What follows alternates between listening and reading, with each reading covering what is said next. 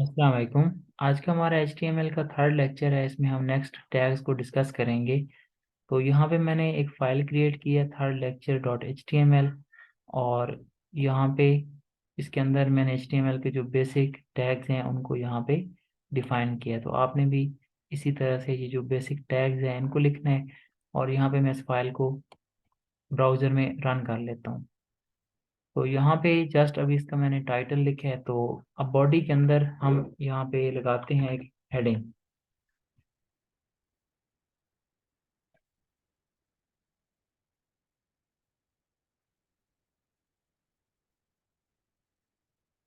तो यहाँ पे मैंने इसको सेव किया और उसके बाद आप रिफ्रेश करें। आप जब भी कोड लिखें आप पहले सबसे पहले फाइल को सेव करें, उसके बाद अपने ब्राउज़र को रिफ्रेश करें।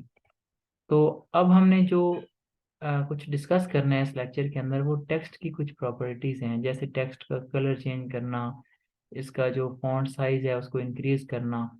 तो इसके लिए हम CSS यूज़ करते हैं।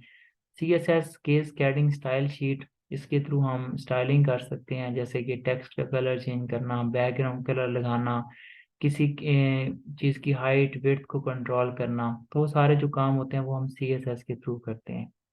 तो बाकी जो CSS का कंप्लीट है उसकी जो डिटेल है वो CSS की प्ले लिस्ट में आपको मिल जाएगी। तो अगर आप अभी उसको नहीं भी देखते तो इधर ही मैं आपको सारी चीज़ें जो है वो समझा दूंगा।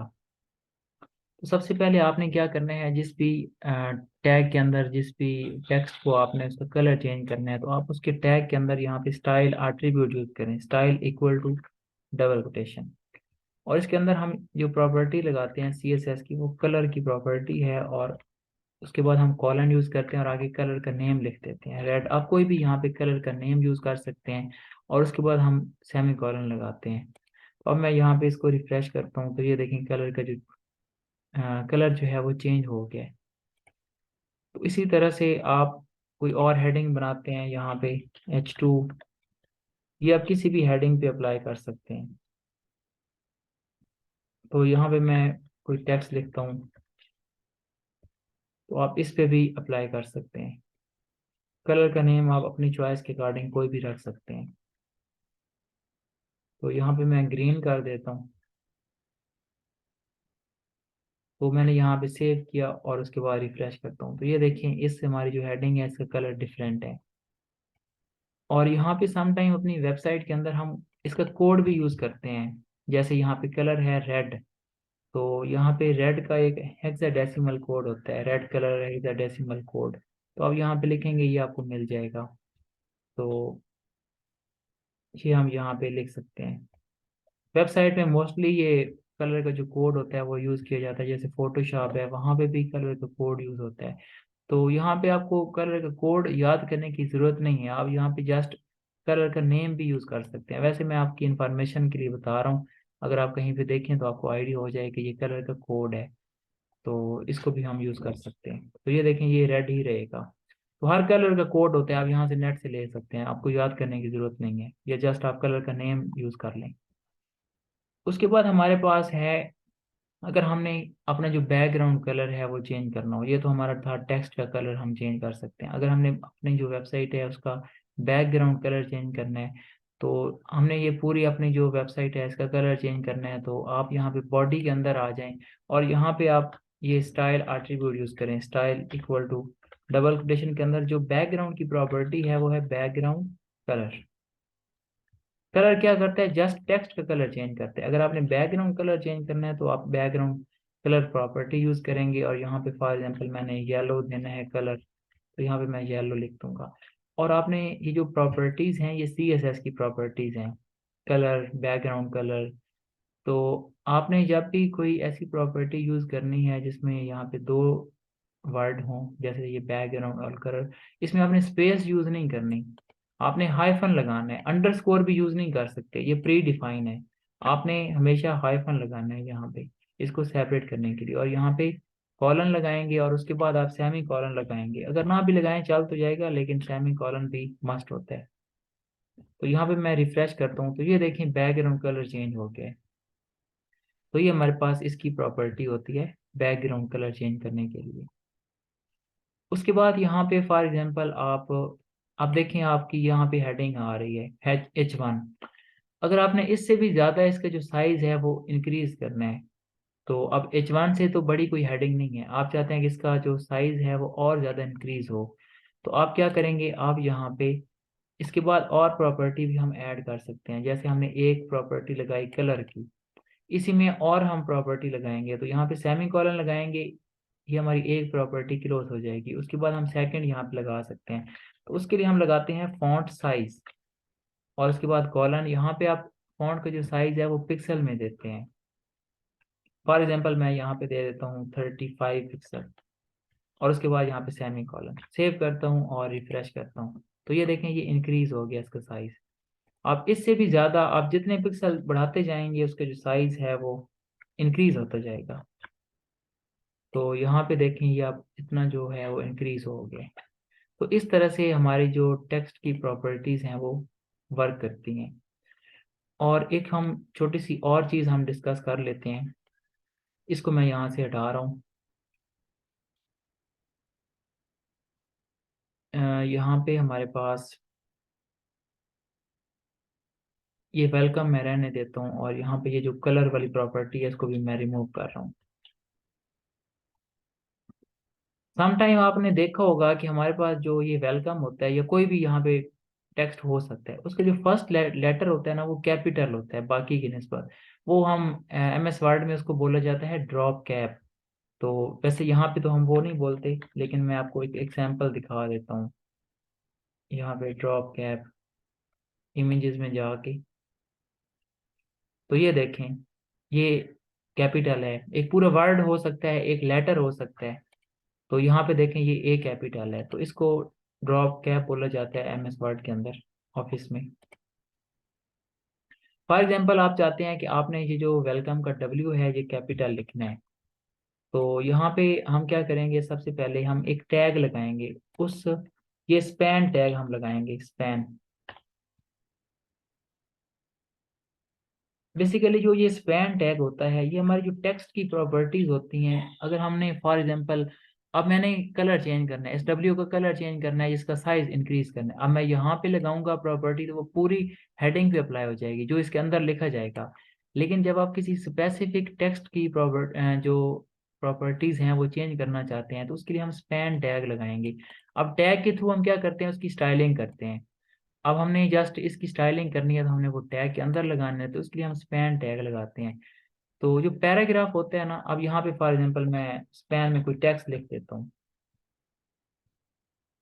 तो यहाँ पे हमारे पास ये कोई खास जो हमारी आउटपुट होगी उस पर कोई इफेक्ट नहीं होगा, सिंपल जैसे हम पैराग्राफ में लिख सकते हैं। लेकिन पैराग्राफ टैग क्या करता है, बाय डिफॉल्ट कुछ उसकी पैडिंग वगैरह आ रही होती है। अगर आपने यहाँ पे मैं स्पैन लिखता हूँ और मैं यहाँ पे इसको लिख देता हूँ, तो यहाँ पे देखिए उसने इसी के आगे लगा दिया। अगर मैं यहाँ पे पैराग्राफ टैग लगा देता हूँ इसकी जगह,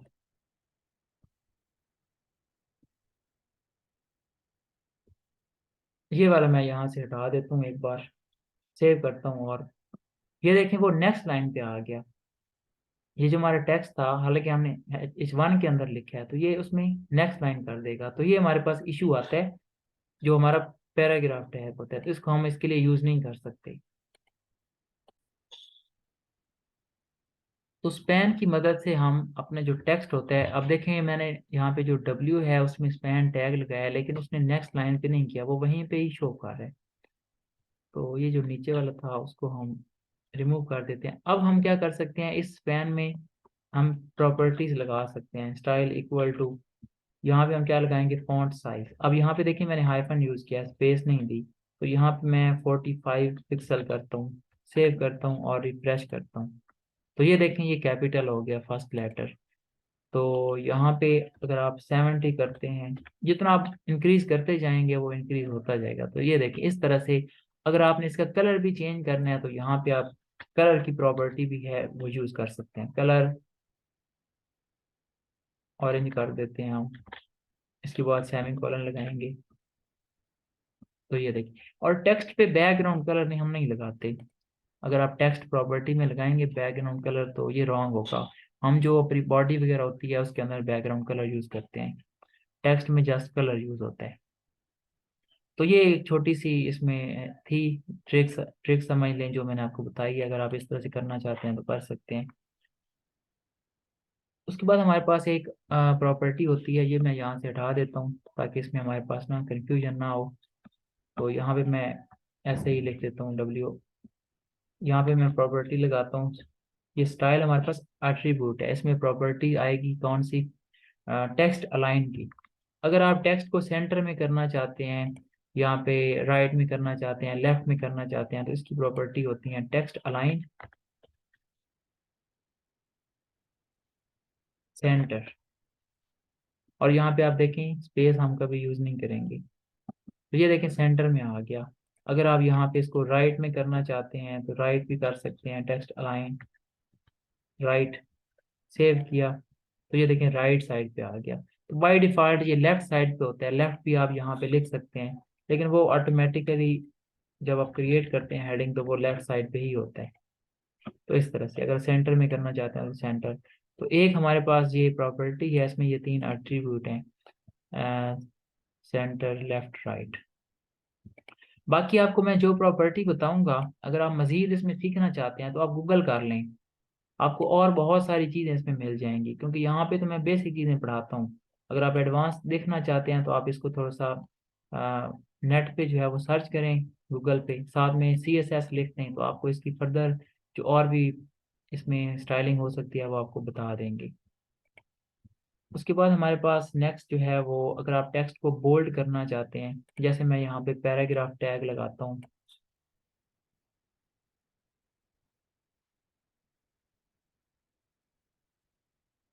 दिस इज द टेक्स्ट, आपका कोई भी पैराग्राफ हो सकता है। तो यहाँ पे देखें ये सिंपल सा आ रहा है, अगर आपने इसको बोल्ड करना है तो आप यहाँ पे बी टैग लगाएंगे, बी टैग। ये CSS के थ्रू भी हो सकता है, लेकिन हम HTML डिस्कस कर रहे हैं तो हम ज़्यादातर जो टैग्स होंगे वो पहले डिस्कस करेंगे, बाकी CSS हम साथ साथ देखते रहेंगे। तो ये देखें ये बोल्ड हो गया टेक्स्ट, ये हमारे पास बी टैग होता है। उसके बाद बी के साथ ही एक हमारे पास स्ट्रॉन्ग भी होता है टैग, यहाँ पे स्ट्रॉन्ग। अच्छा इसको ना स्ट्रॉन्ग अलग से लिख लेते हैं ताकि ना हमें थोड़ा सा इसमें डिफरेंस पता चल जाए, इनमें दोनों में डिफरेंस क्या है। यहाँ पे बी, यहाँ पे मैं स्ट्रॉन्ग लिख देता हूँ।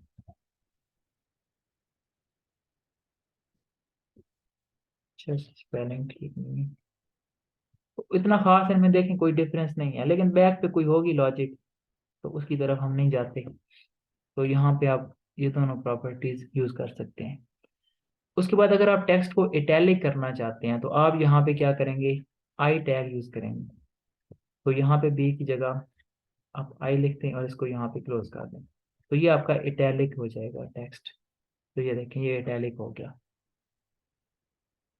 उसके बाद अगर आप टेक्स्ट को अंडरलाइन करना चाहते हैं तो उसके लिए आप यहाँ पे यू टैग यूज करते हैं, आई और यहाँ पे यू, ये अंडरलाइन कर देते हैं आपके टेक्स्ट को।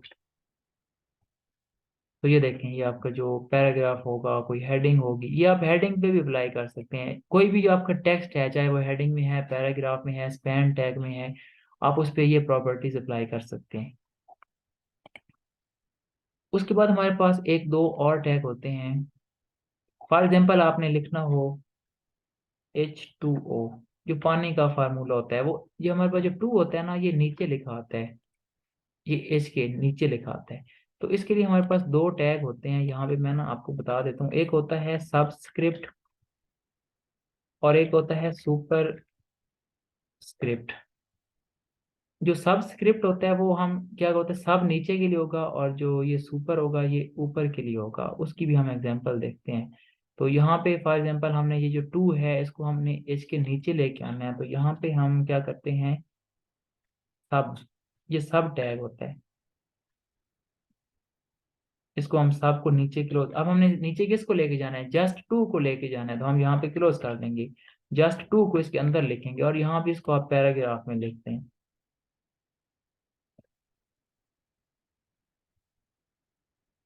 यहाँ से मैं इसको हटा देता हूँ।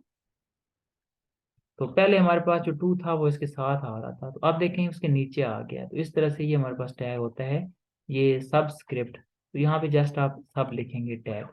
उसके बाद यहाँ पे हमारे पास एक फार्मूला होता है x⁻³ तो यहाँ पे ये क्या होगा, ये हमारा x के ऊपर लिखा जाएगा टॉप पे। तो इसके लिए हम जो टैग लगाते हैं वो होता है, सुपर के लिए SUP आप लिखेंगे, जस्ट पूरा नहीं लिखेंगे टेक्स्ट। ये प्री डिफाइन होते हैं तो हमने उसी तरह से इसको यूज करना होता है। तो ये देखें x की ये पावर में आ गया, उसकी पावर। तो आपके लिए डिफरेंट सिचुएशन हो सकती हैं, डिफरेंट रिक्वायरमेंट, डिफरेंट टेक्स्ट हो सकते हैं, तो उस तरह से आप यूज कर सकते हैं। तो यहाँ पे फॉर एग्जांपल हमारे पास कोई और चीज भी है, तो यहाँ पे हमारे पास 4 आ रहा था, तो अब आपने जस्ट 3 को लेके जाना है या 4 को भी साथ लेके जाना है, तो 4 आप इसके इन साइड लिखेंगे क्योंकि ये जस्ट ये इसके अंदर जो लिखा होगा उस पे अप्लाई होगा। तो ये देखिए इस तरह से आप इसमें ये टेक्स्ट लिख सकते हैं। तो ये हमारे पास बेसिक कुछ टेक्स्ट की जो प्रॉपर्टीज समझ लें, टैग्स भी हैं उसमें हमने देखे हैं। तो बेसिक चीज़ें हैं बहुत ही। तो ये आपके प्रोजेक्ट में कंसेप्ट यूज़ होंगे, तो इसकी आपने एक बार प्रैक्टिस कर लेनी है। और बाकी इसमें कोई डिफ़िकल्ट चीज़ नहीं है जो आपको समझ ना आए। और अगर आपका कोई क्वेश्चन होता है तो आप मुझसे डिस्कस कर सकते हैं। अल्लाह हाफिज़।